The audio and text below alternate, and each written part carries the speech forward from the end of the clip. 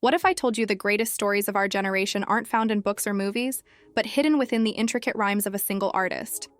We're talking about Kendrick Lamar, and in this video, we're not just listening to his music, we're dissecting the very DNA of his lyrical genius, revealing layers you never knew existed, and the profound societal impact of his unparalleled craft. His words are not just songs. They are modern literary texts, filled with symbolism, structure, and narrative complexity that rivals classic literature.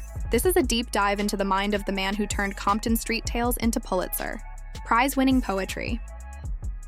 Kendrick Lamar's artistry transcends standard rap convention because he treats the album not as a compilation, but as a novel. His work demands active listening, rewarding the listener who traces the narrative arcs, identifies the recurring characters, and deciphers the philosophical through lines that connect his entire discography. His genius is rooted in his ability to use the rigid structure of rap, the cadence, the rhyme scheme, the beat, to tell incredibly fluid, emotionally complex stories. His narrative evolution from Section 80 to Mr. Morale and The Big Steppers is a map of self-discovery and cultural commentary. Section 80 introduced us to the fictional character of Tammy and the socio-economic realities of his generation. Good Kid, M.A.80 City delivered a cinematic narrative, a short film of his adolescence. To Pimp a Butterfly was a sweeping, mythological exploration of Black identity and institutional struggle. By the time we reach Mr. Morale, the focus narrows entirely to the self, transforming the album into a therapeutic, confessional work. This evolution shows a mastery of scope, moving effortlessly from the wide-angle lens of society to the extreme close-up of his own psyche. One of the most powerful tools in his lyrical arsenal is the use of shifting perspectives and unreliable narration. Kendrick rarely tells a story linearly. In tracks like You from To Pimp a Butterfly, he adopts the perspective of his own inner critic, launching into a furious, self-loathing rant that forces the listener to grapple with the emotional turmoil of guilt and depression. He doesn't just describe mental health struggles.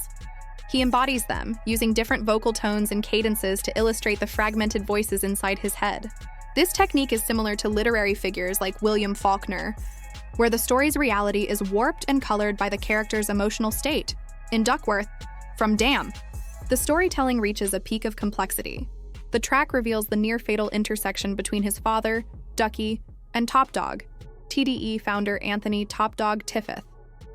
The narrative is told backward, revealing that Tiffith spared Ducky's life years earlier, which ultimately led to Kendrick's birth and career, an impossible cosmic twist of fate. The track ends with the sound of a vinyl skip and the voiceover. Just imagine if nothing ever happened. By reversing the narrative and ending on a cliffhanger that questions causality, Kendrick underscores the theme of divine intervention and predestination, creating a story so neat it almost defies belief.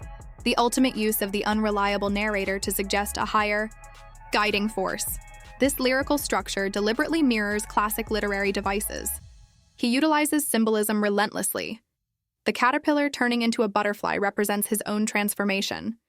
The blind woman in Damn represents Lady Justice. The character of Lucy in To Pimp a Butterfly represents temptation and materialism. Furthermore, his albums create a profound sense of a larger, interconnected universe. Recurring characters like Shireen and Keisha, and recurring voices like the voicemail from his father, appear across multiple albums, transforming his discography into a complex, sprawling saga, an epic poem built over a decade. Kendrick's technical skill is what allows his narrative brilliance to function. He possesses a technical mastery of the English language and rhythmic delivery that few peers can match, earning him the moniker of a poet laureate of his generation. His use of internal rhyme and assonance is staggering. He often strings together dense, multisyllabic rhymes that connect disparate ideas across multiple lines, maintaining the integrity of the thought while elevating the musicality. Take, for example, his intricate rhyme schemes in Humble, or the blistering torrent of words in his feature on Big Sean's Control. He treats the 4-count bar not as a constraint, but as a sandbox, perpetually pushing the boundaries of where a rhyme can land. More importantly, Kendrick is a master of cadence and vocal modulation. He can shift his tone dramatically within a single verse to embody different characters or emotional states. He might move from a low, threatening growl to a high-pitched, anxious whine, or from a calm, professorial delivery to a manic, chaotic shout. This is not simply vocal flair. It's a crucial literary device called prosody, where the sound and rhythm of the delivery matches the emotional content of the lyrics. In The Blacker the Berry, his delivery is aggressively guttural, matching the track's rage and frustration. In Sing About Me, I'm Dying of Thirst, his voice is quiet and melancholic, reflecting the somber, reflective nature of the lyrics.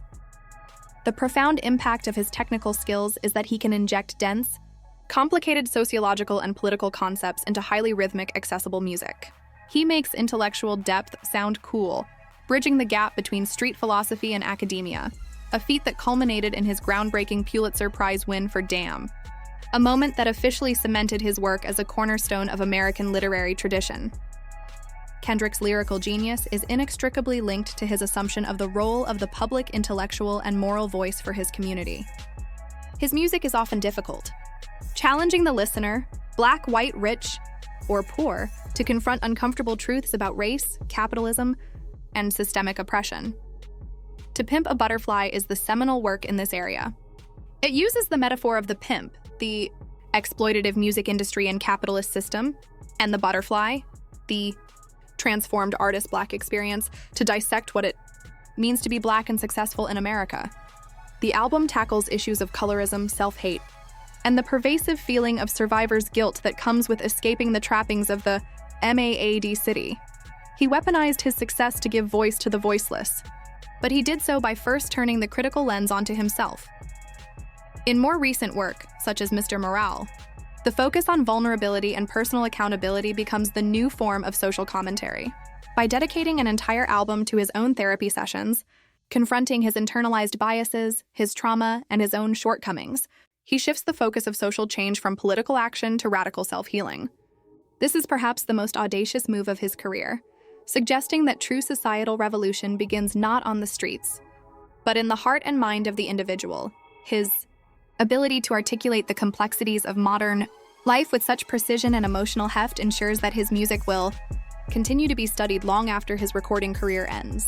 He is a genius because he found a way to bridge the gap between street corner honesty and poetic universality, making his struggles and his community's struggles resonate as essential human narratives. What themes or specific tracks in Kendrick's discography do you find most reflect his literary genius, and why?